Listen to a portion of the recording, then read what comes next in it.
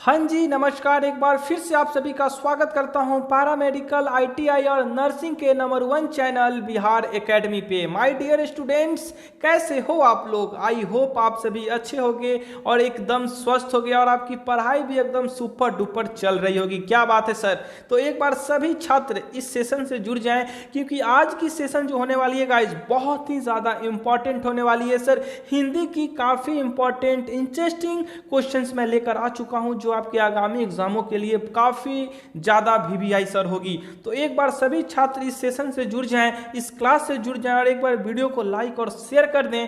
तो चलिए दोस्तों, आज की इस क्लास को हम लोग करते हैं स्टार्ट। तो क्लास को स्टार्ट करने से पहले आप सभी प्यारे विद्यार्थियों से एक छोटी सी रिक्वेस्ट है कि सर अगर आप लोग इस चैनल पे नए हो एंड पहली बार हो तो इस चैनल को सब्सक्राइब कर लीजिए एंड बेल आइकन को हिट कीजिए। और सर क्लासेस पीडीएफ के लिए आप हमारे Telegram channel study with Ritesh, जी हाँ गाइज स्टडी विथ रितेश लिख लेंगे सर, स्टडी विथ रितेश और बिहार एकेडमी, इस दोनों टेलीग्राम चैनल से सर आप सभी प्यारे विद्यार्थी जुड़ जाएंगे। इस वीडियो के डिस्क्रिप्शन में इसका लिंक मैं प्रोवाइड कर दूंगा, क्योंकि यहाँ पे सर डेली क्लासेस का जी हाँ पीडीएफ आपको प्रोवाइड हो जाएगी। ठीक है, तो आपको पीडीएफ को लेकर यहाँ पे टेंशन नहीं लेनी है। ठीक है, चलिए बहुत अच्छी बात है गाइज। तो एक बार इस सेशन को शेयर आप लोग कर दें और लाइक कर दें, काफ़ी इंटरेस्टिंग होने वाली है। चलिए क्या बात है सर। तो इसी के साथ हम लोग प्रश्नों की ओर मूव करते हैं और पहला प्रश्न आप सभी प्यारे विद्यार्थियों के स्क्रीन पे आ चुकी है और सभी छात्र आंसर करेंगे। क्या बात है सर। विधि शब्द का यह अर्थ नहीं है। जी हाँ, आप लोग बताएंगे बिल्कुल फास्ट यहाँ पे, ब्रह्मा, भाग्य, तरीका या विष्णु। जी हाँ बताएंगे फास्ट आप लोग। विधि शब्द का अर्थ इसमें से कौन सा नहीं होगा?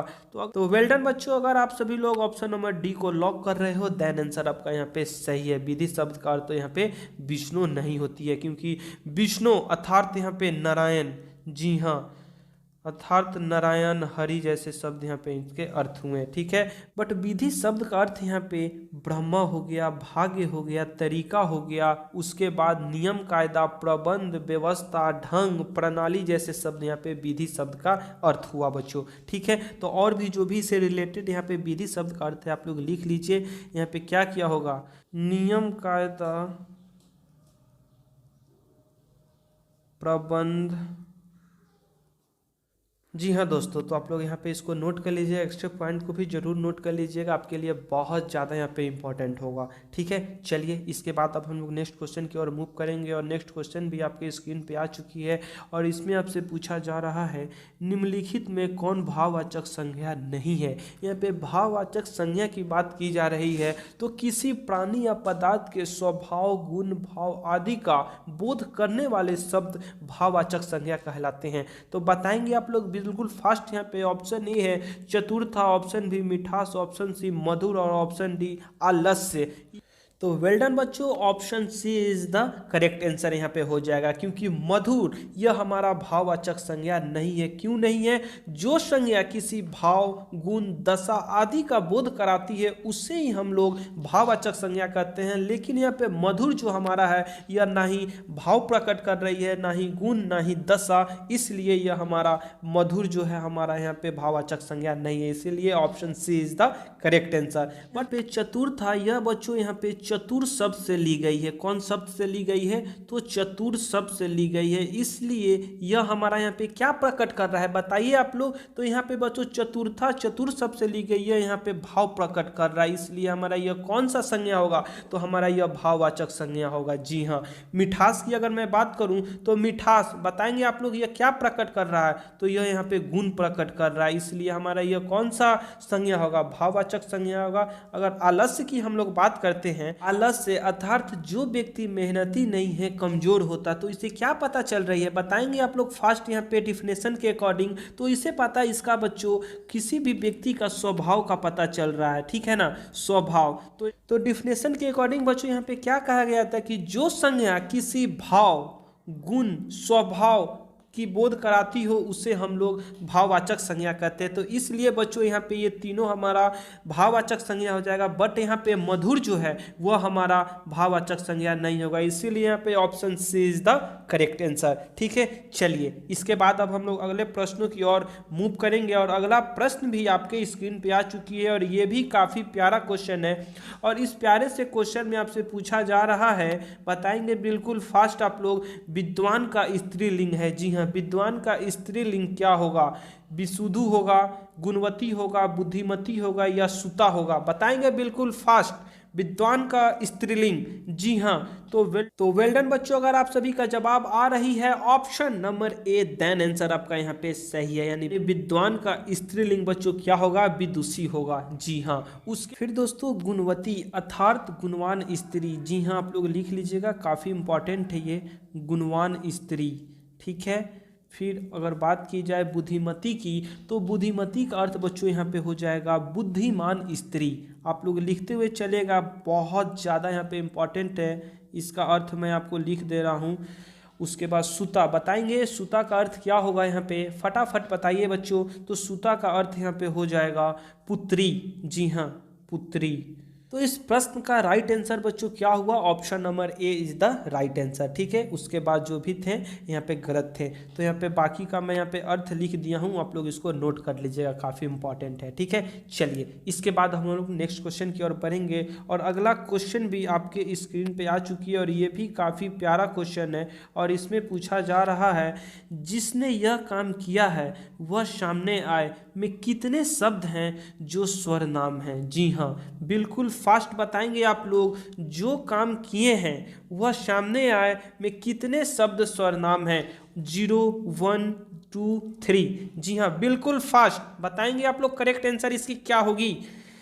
ये सभी क्वेश्चन बच्चों आपके लिए बहुत ज़्यादा इंपॉर्टेंट है आपके बिहार पैरामेडिकल के एग्जाम के लिए, क्योंकि यहाँ पे इसी टाइप का क्वेश्चन आपको देखने को मिलेगा आपके पेपर में, क्योंकि ये सभी क्वेश्चंस आपके प्रीवियस ईयर से लिए गए हैं। तो इसलिए आपके लिए बहुत ज़्यादा ये इंपॉर्टेंट लगता है। आप लोग बताएंगे इसमें कितने स्वर नाम हैं? 0, 1, 2 या 3? फास्ट बताएंगे यहाँ पे करेक्ट आंसर इसकी क्या होगी? वेल डन बच्चों, अगर आप सभी का ऑप्शंस आ रही थी option number D, it is correct answer. यहाँ पे option D is the right answer होगी। क्यों होगी? क्योंकि सर्वनाम का यहाँ पे क्या कहती है परिभाषा? जी हाँ, बताएंगे आप लोग, संज्ञा के स्थान पर प्रयुक्त होने वाले शब्दों को सर्वनाम कहते हैं। जी हाँ, जैसे यहाँ पे मैं एग्जाम्पल भी यहाँ पे दे देता हूँ, संज्ञा के स्थान पर प्रयुक्त होने वाले शब्दों को सर्वनाम कहते हैं। एग्जाम्पल मैं यहाँ पे लिख देता हूँ, मैं, तू। जी हाँ, आप लोग लिख लीजिएगा फटाफट, काफ़ी इंपॉर्टेंट ये क्वेश्चन है। आप, यह, वह, सो, जो, कोई, कुछ, कौन, क्या आदि जैसे शब्द यहाँ पे बच्चों सर्वनाम हैं। जी हाँ, यहाँ पे मैं एग्जाम्पल लिख दिया हूँ, आप लोग इसे जरूर नोट डाउन कर लीजिए, काफ़ी इंपॉर्टेंट आपके लिए। इस क्वेश्चन का जवाब देने के लिए बच्चों आपको इसका परिभाषा के साथ साथ आपको इसको भी समझना बहुत ज़्यादा यहाँ पे इम्पॉर्टेंट है। ठीक है, तो आप लोग इसको समझ लीजिए।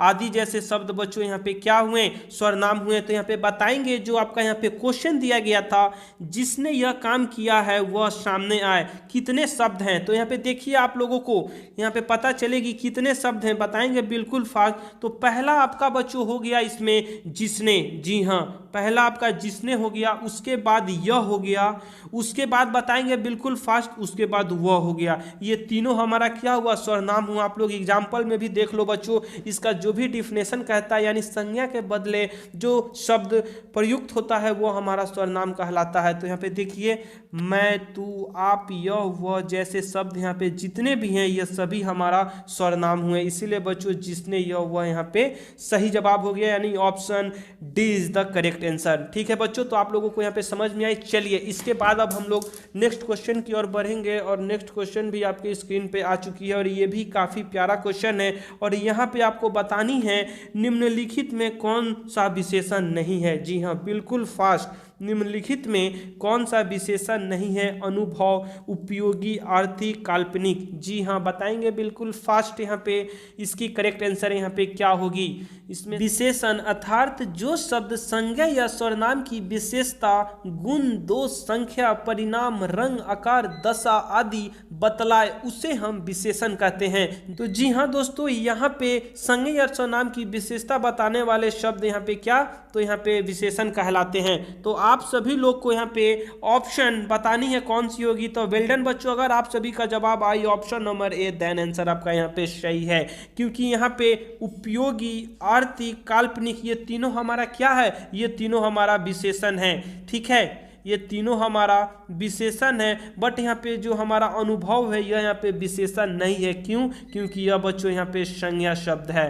तो आप लोग इसको यहाँ पे लिख लीजिएगा, काफ़ी इंपॉर्टेंट। ठीक है, और यहाँ जी हाँ, तो ये डिफिनेशन के अकॉर्डिंग बच्चों यहाँ पे विशेषण हमारा ये तीनों है, लेकिन यहाँ पे जो भी अनुभव था ये हमारा विशेषण नहीं होगा, इसीलिए option A is the correct answer. ठीक है, अब डिटेल्स में अगर आप लोगों को पढ़नी है विशेषण, तो आप लोगों को इस वीडियो के कमेंट सेक्शन में कमेंट कर देनी है कि सर विशेषण के बारे में एक वीडियो लाइए, तो जरूर आप सभी के लिए वीडियो आएगी बच्चों। ठीक है, चलिए इसके बाद अब हम लोग अगले क्वेश्चनों की ओर मूव करेंगे, और अगला प्रश्न भी आपके स्क्रीन पे आ चुका है, और ये भी काफ़ी प्यारा क्वेश्चन है।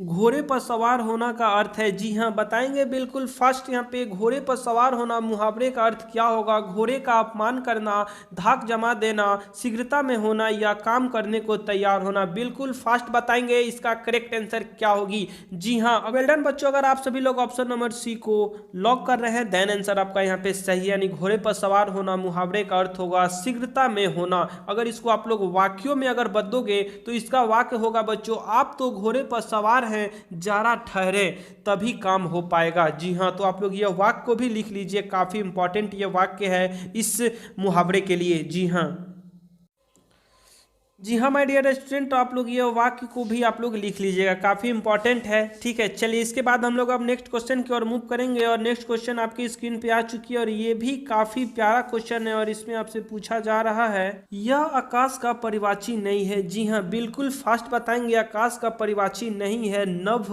गगन, व्योम या पावक। जी हाँ, बताएंगे बिल्कुल फास्ट यहाँ पे। तो वेल डन बच्चों, अगर आप सभी का जवाब आ रही है ऑप्शन नंबर, जी हाँ बताएंगे बिल्कुल fast, option number D, it is correct answer. यानी यहाँ पे आकाश का परिवाची बच्चों पावक नहीं होगा। क्यों नहीं होगा? क्योंकि पावक यहाँ पे बच्चों अगिन का परिवाची हो जाएगा। जी हाँ, अगिन, आग, इसके परिवाची यहाँ पे हो जाएगा। लेकिन यहाँ पे आकाश का परिवाची बच्चों नभ, गगन, व्योम, ये तीनों हमारा आकाश का परिवाची है। ठीक है, चलिए इसके बाद अब हम लोग अगले प्रश्नों की ओर मूव करेंगे, और अगला प्रश्न भी आपके स्क्रीन पे आ चुकी है, और ये भी काफ़ी प्यारा क्वेश्चन है, और इसमें पूछी जा रही है, निम्नलिखित में से कौन सा शब्द शुद्ध है। जी हाँ, यहाँ पे शुद्ध वर्तनी की बात की गई है। शुद्ध यहाँ पे वर्तनी आपको बतानी है, तो बताएंगे बिल्कुल फास्ट। यहाँ पे आपको मैं प्रीवियस क्लास में बता रखा हूँ वर्तनी पहचानने का ट्रिक। तो बताएंगे आप लोग अग्रिम, अंतर्गत, कृपा या तृष्णा। जी हाँ, यहाँ पे शुद्ध वर्तनी हमारा कौन सा होगा? बताएंगे फटाफट, यहाँ पे आप सभी लोग फटाफट बताएंगे बच्चों, यहाँ पे शुद्ध वर्तनी कौन सी यहाँ पे होगी। जी हाँ, अगर आप सभी का जवाब आ रही है ऑप्शन नंबर, जी हाँ बताएंगे बिल्कुल fast, option number B, it is correct answer. यानी यहाँ पे अंतर्गत यहाँ पे हमारा शुद्ध शब्द है, शुद्ध वर्तनी है। लेकिन यहाँ पे अग्रिम यहाँ पे अशुद्ध शब्द है। क्यों? क्योंकि अग्रिम ऐसे लिखा जाता है, तो आप लोग लिख लीजिएगा अग्रिम। कृपा भी यहाँ पे गलत है, क्योंकि कृपा नहीं होता है बच्चों, कृपा होता है, ऐसे इसको लिखा जाता है। और तृष्णा भी गलत है, तृष्णा टवर्नी ना होता है इसमें। ठीक है, तो आप लोग ये सबको यहाँ पे शुद्ध कर लीजिएगा। ठीक है, सभी यहाँ पे शुद्ध वर्ड यहाँ पे लिख दिए हैं, तो option B is the correct answer. यानी इसमें से जो शुद्ध हमारा शब्द है वह अंतर्गत था। ठीक है, चलिए इसके बाद हम लोग अब अगले प्रश्नों की ओर मूव करेंगे, और अगला प्रश्न भी आपके सामने आ गई है, और काफ़ी इंपॉर्टेंट क्वेश्चन आपको करवाई जा रही है बच्चों। ये सभी क्वेश्चन आपके VVI क्वेश्चन है बच्चों, आप सभी को यह क्वेश्चन को रट जानी है बच्चों। ठीक है ना, क्योंकि बहुत ज़्यादा ये सब इंपॉर्टेंट क्वेश्चन है। इसी टाइप का क्वेश्चन आपको देखने को मिलेगा बिहार पारा मेडिकल PMPMM 2023 के एग्जाम में। ठीक है ना, और जो भी क्वेश्चन करवाई जा रही है उसको आप लोग नोट करते हुए आगे की ओर मूव करेंगे बच्चों। तो आप लोग बताएं सरल का विलोम है। जी हाँ, सरल का विलोम यहाँ पे क्या होगा?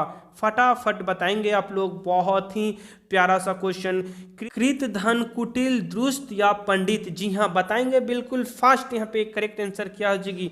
तो वेल डन बच्चों, option B is the correct answer. यहाँ पे सरल का विलोम क्या होगा? तो कुटिल होगा। ठीक है, तो यहाँ पे अगर बच्चों विलोम यहाँ पे दिया गया, अगर यहाँ पे लिख दिया जाएगा विपरीत शब्द, जी हाँ, यहाँ पे अगर लिख दिया होता कि विपरीत शब्द बताइए तो आप लोग समझ जाना बच्चों, यहाँ पे विलोम या विपरीत शब्द दोनों में से कुछ भी यहाँ पे दे दिया जाएगा। तो आप लोगों को यहाँ पे डायरेक्ट वहाँ उसका उल्टा निकाल देना है। ठीक है, उल्टा भी दिया जा सकता है। ठीक है ना, तो आप लोग लिख लीजिए, सभी को काफ़ी यहाँ पे इम्पोर्टेंट है। ठीक है, चलिए। जी हाँ, अगर इसको आप लोग वाक्यों में अगर बदलोगे तो बताओगे आप लोग, इसका वाक्यों में अगर इसका प्रयोग करोगे तो इससे क्या शब्द बनेगी, क्या वाक्य बनेगी, बताएंगे आप लोग। तो राम कुटिल स्वभाव का है जबकि मोहन का स्वभाव सरल है। जी हाँ, तो यहाँ पे मैं लिख दे रहा हूँ, राम कुटिल था। ठीक है, आप लोग लिख लीजिए, काफ़ी इंपॉर्टेंट है। जी हाँ, तो यहाँ पे आप लोग वाक्यों में भी आप सभी को प्रयोग करके दिखा दिया गया, तो आप लोग यहाँ पे इसको लिख लीजिएगा। ठीक है, चलिए इसके बाद अब हम लोग अगले क्वेश्चन की ओर बढ़ेंगे बच्चों। और अगला प्रश्न भी आपके स्क्रीन पे आ चुकी है और ये भी काफ़ी प्यारा क्वेश्चन है और इसमें आपसे पूछा जा रहा है, बताएंगे बिल्कुल फास्ट। क्वेश्चन है आपका, इस शब्द का उपसर्ग और नहीं है। जी हाँ, आएंगे बिल्कुल फास्ट। आप लोग दिए गए ऑप्शंस में कौन सा शब्द उपसर्ग नहीं है, यानी अ वह नहीं है। ठीक है, अ का प्रयोग से वह नहीं बना है, बताएंगे बिल्कुल फास्ट। यहाँ पे अधिकार, अचेत, अधर्म या असत्य, बिल्कुल फास्ट बताएंगे बच्चों। तो जी हाँ, अगर आप सभी प्यारे बच्चों का जवाब आ रही है, बताएंगे बिल्कुल fast. Option number A it is correct answer. यहाँ पे उपसर्ग और नहीं है, यानी यहाँ पे कहने का मतलब बच्चों, जी हाँ बच्चों, यहाँ पे अधिकार शब्द में अधि उपसर्ग का प्रयोग हुआ है। जी हाँ, अधिकार शब्द में तो किस शब्द का यहाँ पे प्रयोग हुआ है? तो अधि शब्द का प्रयोग हुआ है, इसलिए यहाँ पे हमारा यह अ उपसर्ग नहीं है, इसलिए option A is the correct answer यहाँ पे। बट यहाँ पे बच्चों जो हमारा ये तीनों हैं, जो शेष हमारा है, ये तीनों में अ उपसर्ग लगा हुआ है, अ उपसर्ग के निर्माण से यह बना है, इसलिए बच्चों यह हमारा यहाँ पे क्या हुआ? उपसर्ग हो गया था। ठीक है, लेकिन क्वेश्चंस में आपके पूछा क्या गया था कि इसमें से कौन ऐसा शब्द है जो उपसर्ग और नहीं है, यानी अ के उपसर्ग से नहीं बना है, तो अधिकार हो जाएगा, क्योंकि यह कौन सा शब्द से बना है बच्चों? अधि शब्द से बना है। ठीक है, इसलिए option A is the correct answer.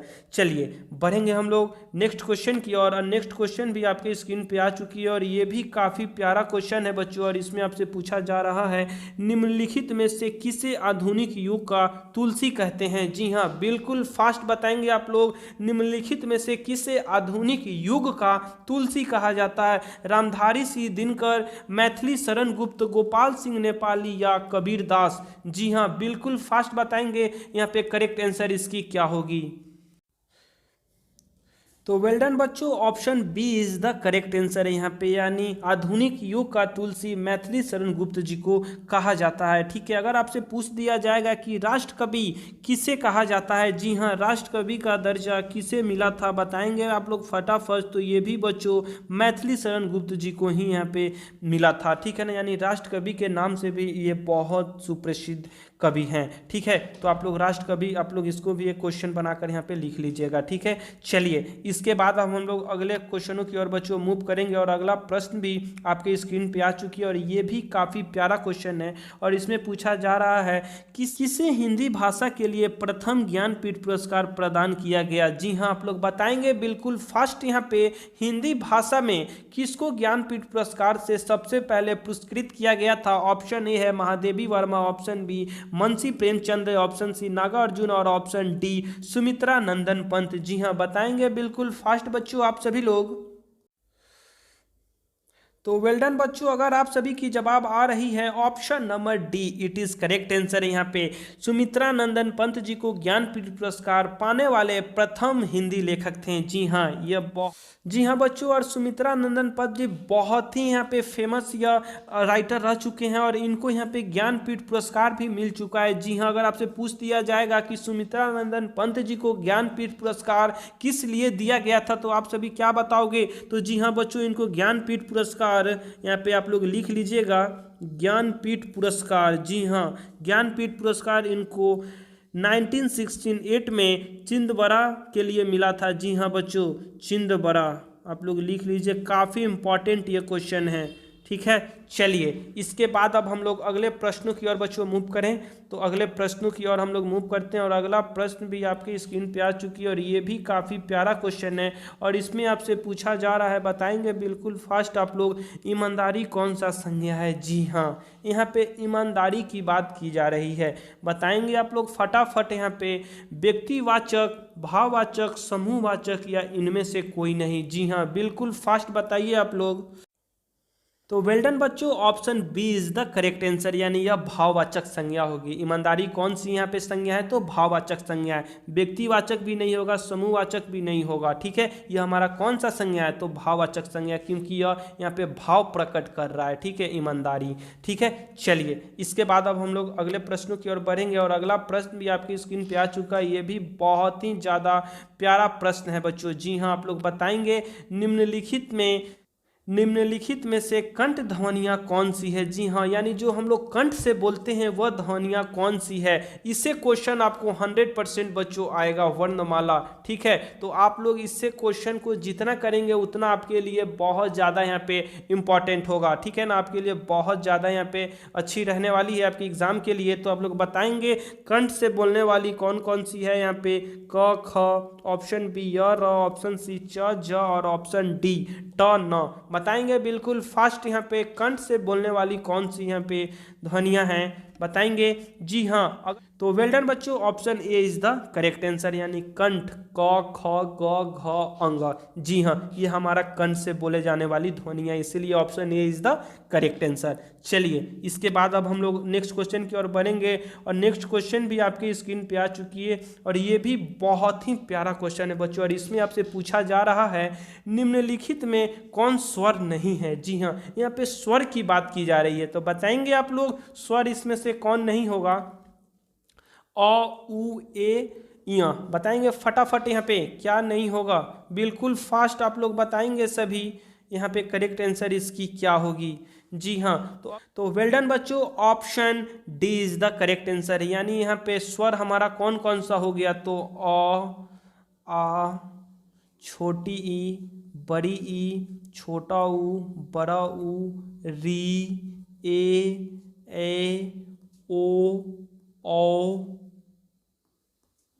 अन, अ। जी हाँ बच्चों, ये हमारा क्या हुआ, ये हमारा स्वर हुआ। बट यहाँ पे जो यहाँ पे ये है, यह जो आया, यह हमारा क्या कहलाएगा, तो यह हमारा व्यंजन कहलाएगा। जी हाँ, इसलिए हमारा यहाँ पे option D is the right answer होगा, क्योंकि क्वेश्चन में आपका पूछा गया है कि स्वर नहीं है, तो स्वर आपका यही नहीं है, बाकी ये तीनों यहाँ पे स्वर है। ठीक है, तो चलिए आप लोग समझ लिए बच्चों।